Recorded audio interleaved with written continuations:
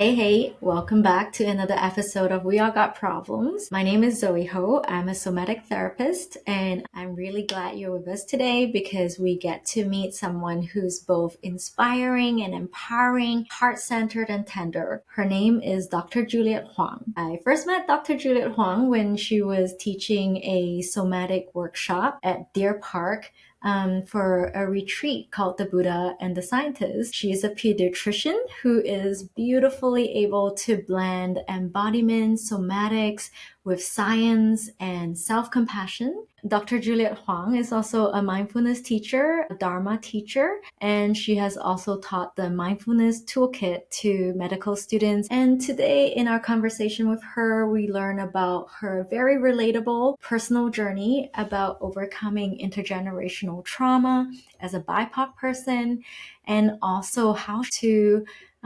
overcome the kind of guilt that might come with learning to have boundaries, how to take up space, how to speak up, and how to feel to heal. Our freedom to take up space in the world and to embrace our uniqueness and to be who we are. She is so beautifully tender and real. I feel really lucky that I get to bring her to you. So without further ado, let's dive in. Welcome, Juliet. Can I get you to introduce yourself? Because as I confess, I'm really bad at that part. Yeah.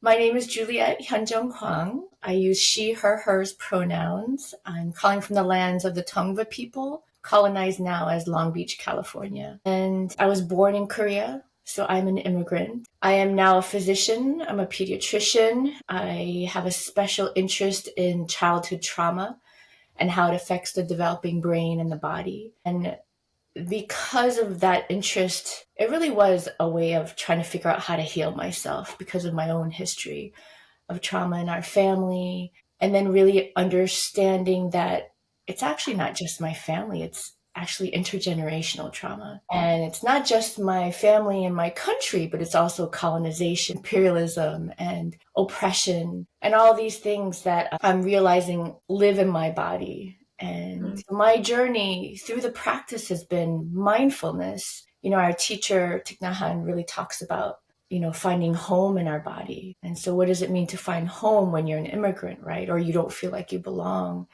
I also identify as queer, but I came out late in my life and I'm married to a white, straight man. And so how do you integrate all these things?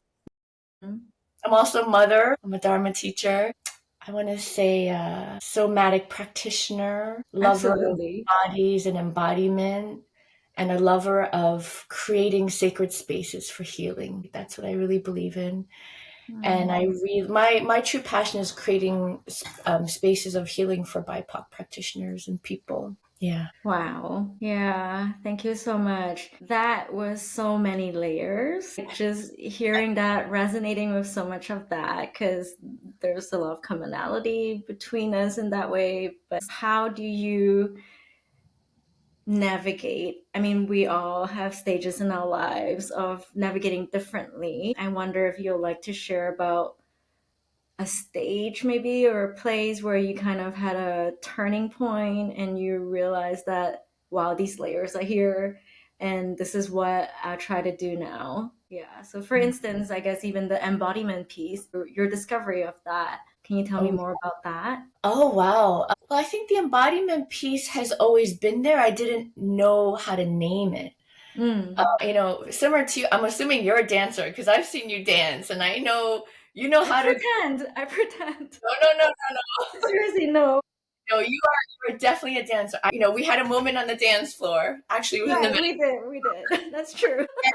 um I loved dancing as a kid. I loved music. Oh my God. I just loved all types of music because our home was so difficult. I think music was a way of keeping that spark alive in me. Things like Mary Poppins, like Disney movies. Oh my God, they all brought joy and movement and magical thinking into my life. And I think that's what Mm. helped me survive as a child. And Mm. then later on, I studied flute and piano, and there was kind of movement in that.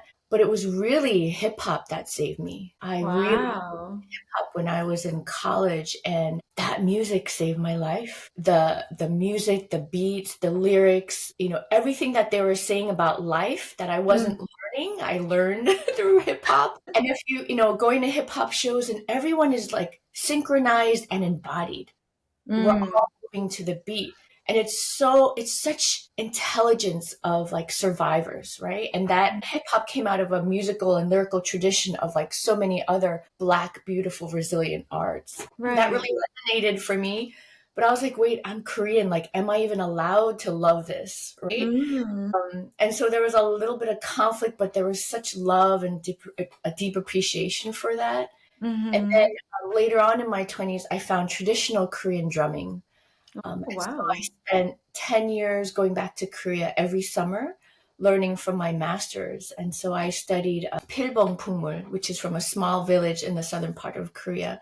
And learning the music of my ancestors was like a huge part of my embodiment, because the music is singing and dancing and drumming. And so feeling the music in my body and really being in touch with that joy, because that joy is what makes our body move. And then later on, it was Cuban salsa. I traveled to Cuba as a medical student. Wow. And that was like a mixture of my embodiment, dancing, and my sexuality. Like just coming out and being aware, like, oh, I'm actually beautiful. And I'm actually sexy. And there's like a lot of power in that. You're actually, like, it took you so long to realize? Oh, it took me a really long time. Yeah, because as an Asian woman, I was sexualized in the US, and I was afraid of my sexuality. Because I was so sexualized at such a young age by society, by, I hear you. fetishized, right? Because of US imperialism in Asia. Right. I was very afraid of my sexuality. Right. And your parents probably like warned you not to, Oh, show it. absolutely. So much shame. Oh, I grew up Catholic. I grew up Korean Catholic. What? Why are there so many layers? There's so much shame in sexuality and the body. So much shame. Yeah. And so that's why I came out as queer when I was 42. Because it took so many layers of breaking through that shame and oppression. And so salsa, Cuban salsa and rueda was a way of me to touch into my sexuality in a safe place, right? It's fun and movement and freedom and play. Right. And then I found somatic experiencing and working with my own somatic practitioner when I came out, like around that time. It was like years and years of practicing mindfulness. It just kind of hit me over the head like, oh, that's why I was in love with this person and this person, but I didn't put the words together. And, when I hear you say that, when I hear you share about this kind of process, right, I feel like in a way you always were and knew who you are. And then it's because of all these layers that were in the way, right, that were put in front of you, and that, I'm going to say we, right, people like ourselves believe that, oh, I have to carry this layer as well. And then finally, I'm so glad to hear that, you kept listening to what's true. I think starting with like the hip hop and the drumming. Yeah. And then the salsa and the somatic experiencing, they're all quite different, but also, like you said, there's like this through line, right? Of becoming more and more, I think, like kind of gut and like, like pelvic, like sexuality and might, right? Yeah. Yeah, it's liberating just to hear about it, like how you discovered and then even owned it.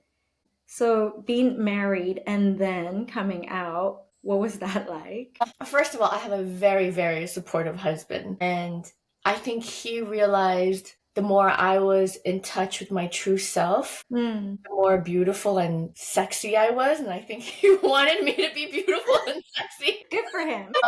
I just want to move back a moment, like just hearing you reflect that.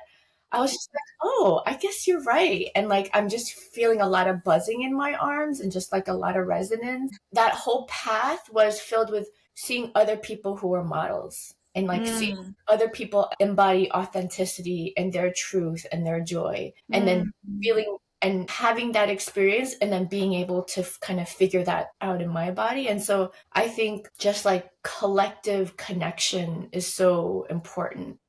Absolutely. Like, I can imagine, if we were all alone, like if I was all alone, you were all Yes. alone. And so I think for me, the moment that we talked about earlier before we recorded was me seeing you lead this embodiment workshop at the Buddha and the Scientist retreat. And you were telling us about your history with your family, the intergenerational layers, and then also let you know I am a healthcare practitioner and I'm a professional and I'm queer and I'm embodied and I'm all these things. And I think each of them kind of pinged off like me in such a like liberating way. I literally felt like shackles drop away. And it was just like, oh yeah, me too, me too, me too. It's like, why didn't we just, know that it's okay? And I think it took hearing you say it, yeah, to realize that. So yeah, for me too, like I am coming out very late in life as well, also married to a very straight man, but also realize that I've had so many situationships and like maybe more that it's like, oh, wait a minute. And also it's kind of nice to just embrace who you are and where you are versus trying to fit into whatever category that the layers dictate. Yeah. Yeah. And it's just kind of like, that's exactly what you say. It's okay to be who we are. And it's hard because society tells us it's not okay, right? In so many layers. And so it takes a lot of courage. And I just want to recognize, like, I'm so glad we had that resonance because I didn't know that was going on for you. So awesome that can happen to like just one other person. And the fact that like you had a moment of that sense of freedom and ease. And I want freedom and ease for everyone. And if we could all just feel safe and seen and embodied in our body, and like how joyful this world would be and how different this world would be. How much more would we be celebrating each other and who we are? Yes, Yeah. celebrating and joyful instead of being angry and resentful, right? Yeah, or trying to, for the sake of, this false sense of security, I Yeah. think that people are trying to get by putting other people, in locked up situations or judgment, Yeah. right? It's like, wow, if we're all different kinds of flowers and we're all blooming in this gorgeous field, Yes. can't we just enjoy it? Yes, it was that dance with you really, really did unlock a lot of things and realizations. Yeah, and it's also really important as I kept seeing, right, more of us. I mean, to be the first daughters of Asians, right? And I think from more or less our generations, right? It's like really hard to be not just the good woman girl. Oh, it's Yeah. so hard. It's so Yeah. hard. So I really need to keep, hearing and seeing more of this. Like sometimes this Yeah. podcast is just about that. But, there are a lot of people with no color like doing this. So let's just join in. Yeah, it's so hard. I'm assuming you have it in your culture, but in Korean culture, we call it hyodo, which is filial piety, which is Confucianism, which is Yes. always obey House parents. on, yes. Look at that. Like that is drilled. You have to obey your parents, respect your parents, obey authority, no matter what, right? You don't know any other way. You're not taught any other way. Yeah, and the guilt and punishment, right? Whether it's, like energetic or, actual, right? Everything. And Yeah. it's reaffirmed by all of society. Society loves quiet, pleasing Asian women, right? Oh God. You just Yes, it's a smile, brand. you're skinny, you don't talk back, you don't make trouble. Mm-hmm. Don't like it when we talk back, when we make trouble. Mm-hmm. Mm-hmm. For me, like, oh my God, learning, I remember the first time I figured out what my favorite color was. I was in seventh grade. I love the color maroon. And I remember being like, I didn't know I could have my own opinion. It was like this like mind blowing. I didn't know I could have my own thoughts. I thought my whole life was in service of taking care of my siblings, my parents, being Wow. that straight A whatever daughter. Mm-hmm. And so my path of healing has been giving my permission to number one, feel, right? Mm-hmm. Speak. Mm-hmm. And now it's standing up. It's literally standing up, Mm-hmm. feeling the power in my body. And it's okay to say no. It's okay to have boundaries because I am worthy of protection. I didn't know that for a long time. Wow. Yeah. Yeah. We'll hold space for that together. I'm in that realization too. That process. Yeah. Yeah. So brave of you to be vulnerable. And there's And so much grief, for so us. much grief. Yeah. That's what I'm practicing with right now. Mm-hmm. Mm-hmm.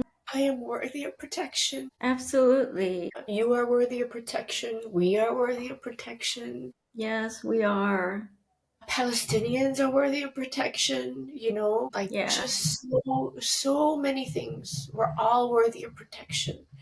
Mm-hmm. And yeah, so that's my deepest practice lately. That is so embodied. And that is what, is most needed. I feel like when we were born, I know we have different families, but what's similar, I think, is that being born into the structure of you were born to serve, literally, because you're female, because you're the only one that is supposed to have this responsibility. That was, for me was Haosun, for you was like Hao-do. I forgot how you said Oh, it. yeah, Hodo. Hodo, yes. To be born into that, and then to, like you said, I love what you said about the process of what do I feel? Like just realizing that first. How did you summarize this again? You said feeling, and then we got to standing up. But what was after feeling? It was kind of Yeah, huge. to speak, Yes. use your voice. Yeah, using my voice and speaking out Yes. my truth, speaking about love, speaking about life, speaking out about injustice. Right. Yeah. Yes, and then navigating now that piece of you've spent so much energy and time and love fighting for others Mhm. that you also deserve to fight for yourself. And Yes. then that fight doesn't always have to be more effort. Yeah, so like the saying no, or the saying like, I'm checking out of this capitalist, imperialist world for like a little bit. I think that is the fighting back, like in this way that, they are not used to. Because you're not like rushing at them with, insults and offenses, right? It's just more like, you know what? Like this is worth protecting Yes, right yes, here. exactly. Yeah. And it's, mindfulness of my body, mindfulness of my energy, mindfulness of, other things that I'm feeling and trusting my gut, when I need to protect myself or when I need to, Mm. put up my guards. Yeah. Because honestly, I feel like we have to do that because a lot of people still they see the image, right? And the image they see is, oh, this is a Asian female, that will be very bendy. She will bend to my will. And it's like, no, and now I have to remind you that's an additional, yeah, which is why I guess now I start going to the gym. Love it.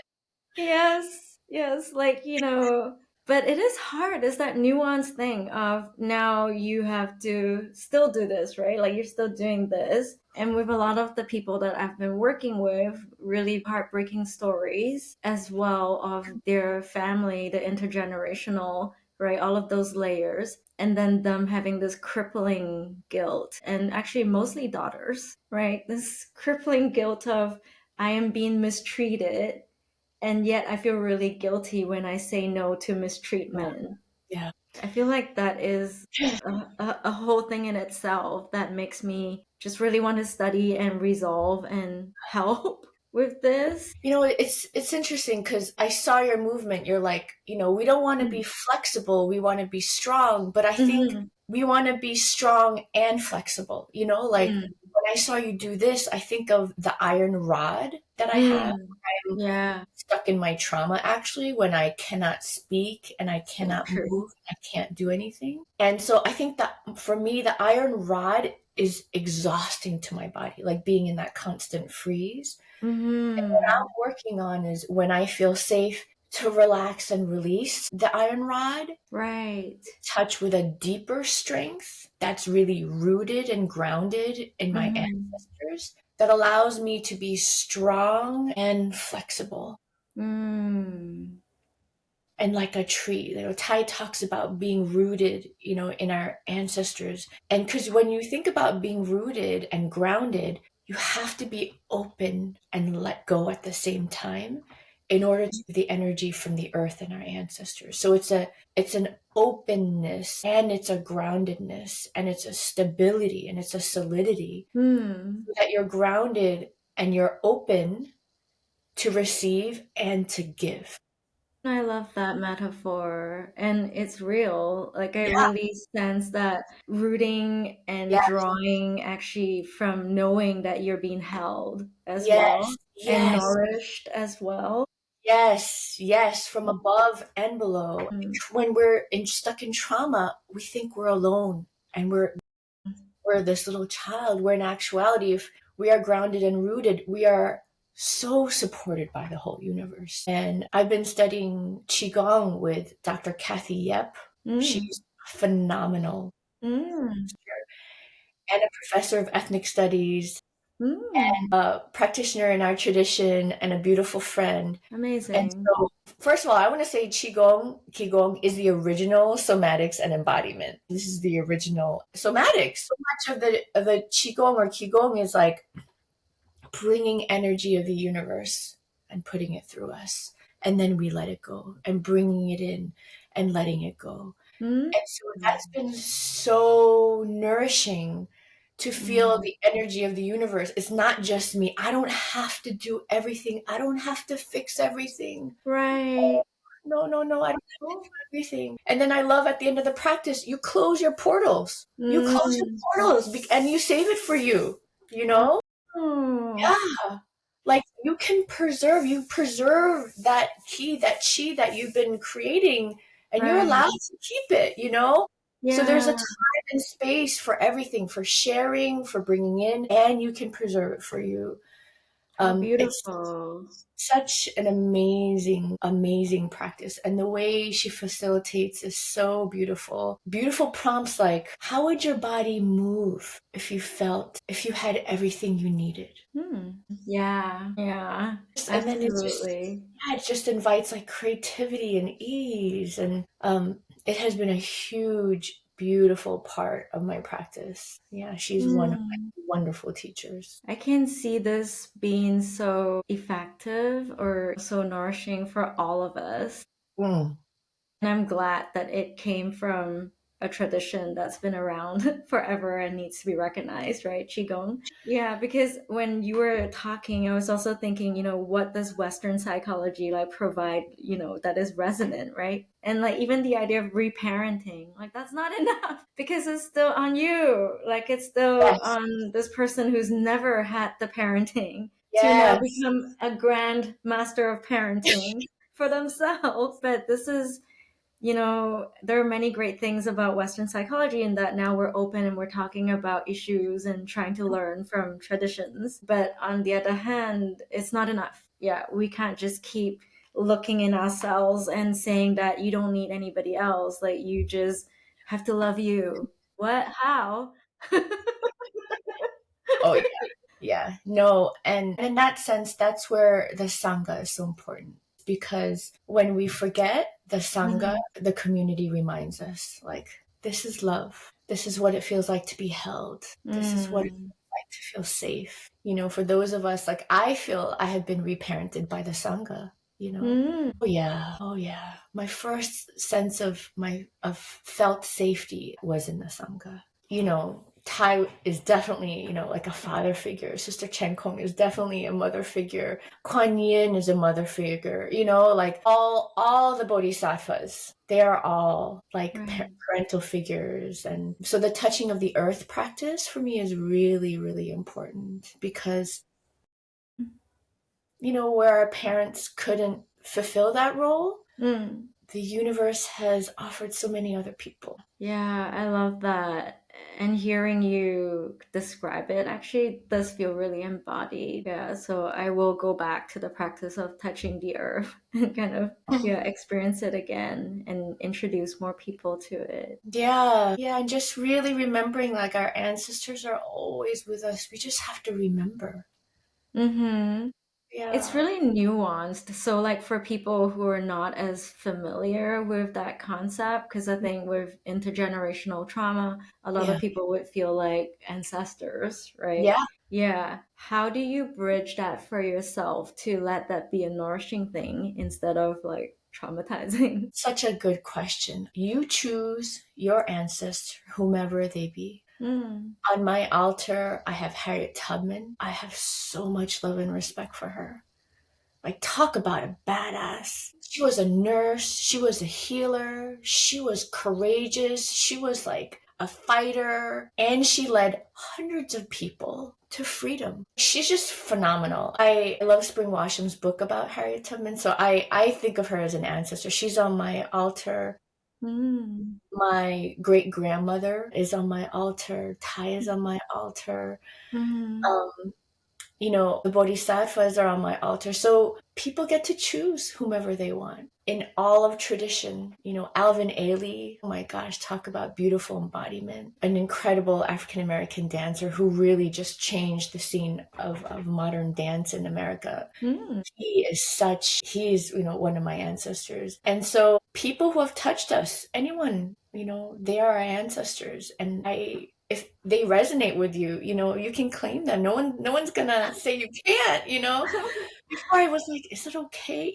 Just Uh-huh. whoever inspires you, brings you joy, brings you light, they are your ancestors and they are supporting you. Right. And it's to me, it sounds like we get confused, like you said, about is it okay because of, all of the Yeah. appropriation in the world. Mhm. However, what I'm hearing is that it's the humanness and the leadership and courage. And I mean, they're much what better words, like, they just sound like superheroes of Yes. inspiration. Yeah. Yes. And so to Yes. connect to whatever brings you to that place of Yes. courage. Yes. I have, Yeah. have to call in Whitney Houston and Luther Vandross. Nice. Nice. That's people really cool. people who are just in their brilliance and in their just boldness and who they were. Mm-hmm. Mm. I hear who inspires you. I love that. The book that we were talking about earlier, Stop People Pleasing, which is such a really great book for a lot of the internalized, like people Yes. pleasing that happens to, I think, Asian children who are now adults. Yeah, Yes. so there's this question in there that resonates with what you just said. And the question she had was if you could be in the body of somebody that inspires you for the whole day, right? Somebody you envy, actually, the life of. It's like imagine yourself in their body and how your body would feel. Yeah, and what you would do with that body. And I was like, wow, it's fascinating. Yeah, because there's so many possibilities and also really hard to like pin down like what is this one body? Yeah, and strangely at the end I came back to my body, which I was like, okay, cool. Yeah, because it was kind of like, wait, this body is doing a lot of stuff and is being really brave. And it's like, also, I'm not sure if I know how to experience it in other bodies. Like, like I can probably imagine better. But basically, I was like, let's work with this. This is here. I love that. Yeah. I was writing something in my journal yesterday. I was saying to myself, may I love this body. Mm-hmm. May I love this life. May I love this moment. Because when we're in our body, we Mm-hmm. are totally in the present moment. Mm. And so for me, my biggest challenge is staying in my body when I'm working, because Mm. at work is the ultimate. oppressive system. Be working in the American broken healthcare system, especially right now, is crazy. And so because of customer patient satisfaction, like I go into pleasing mode and my body is like, so my practice is really to just be in my body. And it's too hard to be in my body every moment while I'm working, because then I would never get through my X number of patients who are very sick. Right. So it's just like the slow moments. Lately, I've been doing white coat practice where I slowly just put on my white coat and I say, may I listen to my body? May I listen to my patient's body? So I just have a few moments. And when I'm listening to my patient's heart, I'm just listening to their heart and I'm just appreciating their heart. And the fact that they're alive. And lately, for a long time, I was very resentful because I was so burnt out. Like, why do I have to see another patient? Like, why? And lately, I've been trying to think like, thank you to my patient.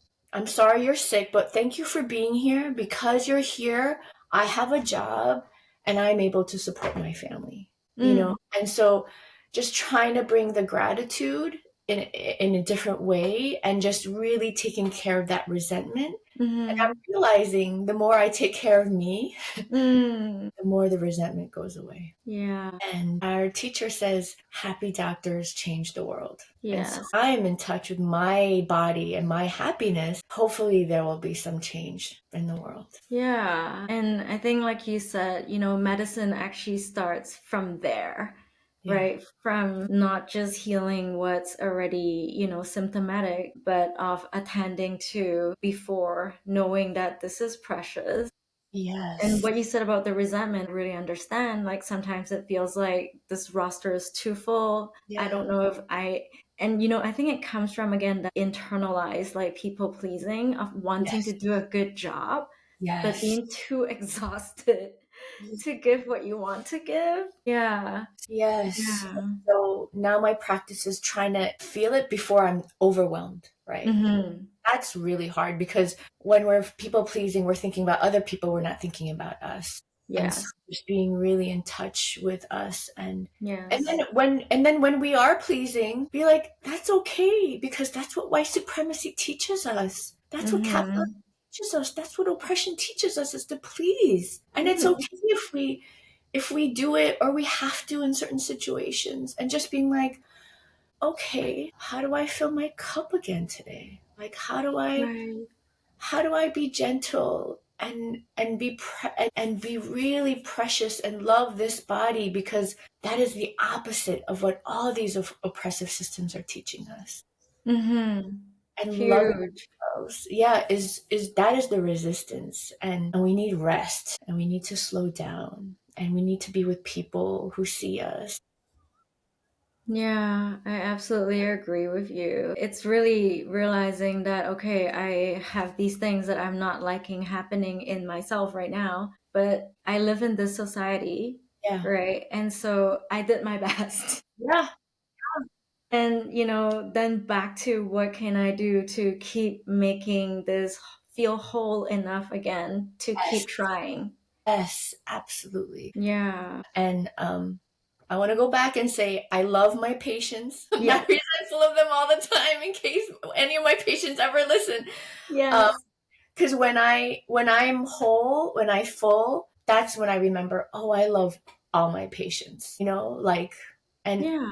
when I am whole, I remember, oh, I love everybody. Yeah, absolutely. I mean, you absolutely are that. And I really think it's from wanting to do the best job possible and knowing that the resources are not there for Yeah. that to happen that causes the frustration. You're so embodied that when we talk, I think we both went to like really embodied places versus, making more words, which I love. So why don't we end on like a embodied quick practice, like a 1 minute thing that people can do when they feel like they're not in their bodies, which is what you meant by like, not in my body, right? Disembodied. Yeah. Yeah. Shall we do it together? I love that. Yeah. What I do when I feel frazzled and disembodied and overwhelmed is I just sit or I lay down. So I invite you to find a position where you feel at ease. If you're at work, it may be sitting in your chair, or you may be standing in the subway when you're feeling overwhelmed, or if you can, lay down and just be in touch with whatever is holding you, supporting you. If it's the chair, just be in touch with the contact of your body with the chair, just feeling the point of contact. Do you feel any sensations or buzzing or coolness or warmth? Just with some curiosity. And maybe if you're standing, just be in touch with your feet pressing against the earth. Do you feel maybe the cloth of your sock or the firmness of your shoe or the squishiness of the carpet? Whatever it is, whatever is holding you. Maybe if you're lying down, you're just in touch with the contact with the whole back of your body. And in this moment, is there anything you want to let go? Just give to the earth, Mother Nature. The universe can hold it all. You don't have to hold it by yourself anymore. And just let go, just for this moment. And just for this moment, just drink in whatever nourishment, whatever you need from the earth, from the universe, and allow it to just fill your body, whatever that looks like. And just notice if there are any shifts in your body, any softening, any shifts if you want to move. And just notice without judgment, with a sense of curiosity, just knowing you will have the clarity. You will know what to do next. And then we'll just take a couple moments to just open your eyes if your eyes were closed and just shift back into the Zoom space or whatever space we're in. Beautiful. Move your neck and just look around. And feel free to just move your body in whichever way you want to. The world feels brighter and lighter right now. Yeah. Thank you so much, Juliet. And I just want to say, when you were guiding, I felt this thing, which was that I felt nourished by the knowing that you're here in the world, that there are people like me, and there are many of us, right, who are doing this, who are working on the process, but also healing and being healed. Yeah, I love it. Oh, thank you for creating such a beautiful and nourishing space. Like, my body is tingling. I felt really safe with you, and I felt really seen, and I think, my body was like, "Oh, let's go deep." Me too. Me too. I feel like, really, how do I say this? I feel like such friends with you, like from a really, I don't know, organ to organ, heart to heart level.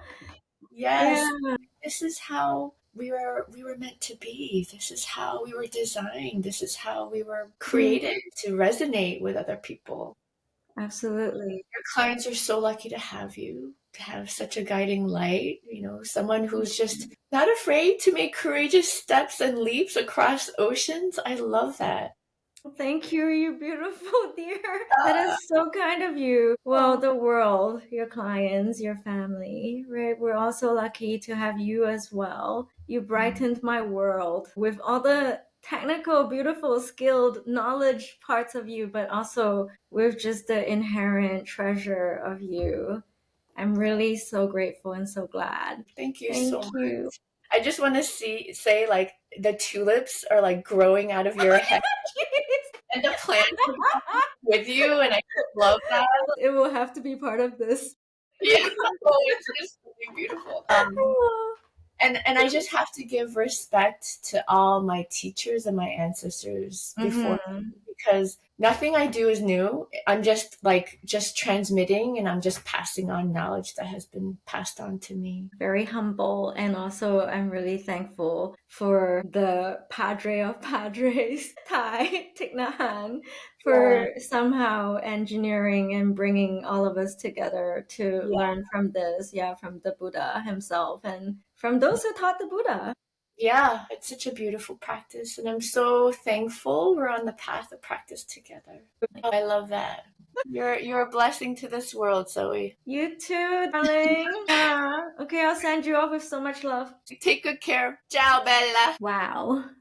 I feel so lucky that we got to hang out with Dr. Juliet Hwang in such a real way, such an intimate way, and to really take away the sense of fierceness and softness at the same time. What do you think? Let me know in the comments. So whether you're a BIPOC person navigating similar or resonant layers, or maybe you're somebody from other communities that might also resonate with what it is like to be a person growing through various layers and hurdles in order to fully claim yourself and to feel empowered to be you. I would love to hear from you and to know what you thought about the podcast and our conversation. So join us next time. And until then, my name is Zoe Ho. I'm a somatic therapist, and this has been We All Got Problems.